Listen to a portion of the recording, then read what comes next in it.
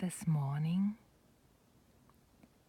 I meditated after waking up when it was still dark outside. And it is a really great way to start the day, focusing on yourself. During my day, I wake up for the second time when I go into nature, and there I see the way nature awakens in the day. And it is so fascinating that I join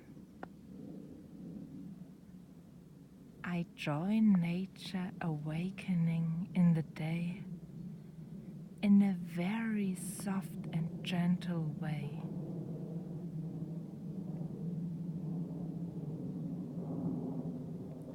Nature takes its time to wake up,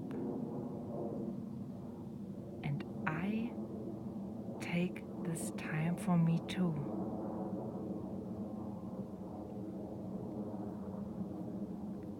I wake up the second time when I walk out into nature.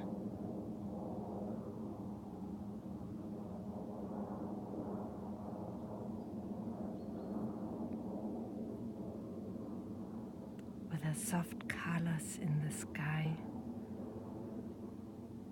the trees standing here, greeting the day. And so I wish you a beautiful day. Maybe you also go out into nature or look at a tree in the sky when you go out in the morning. It's really worth it.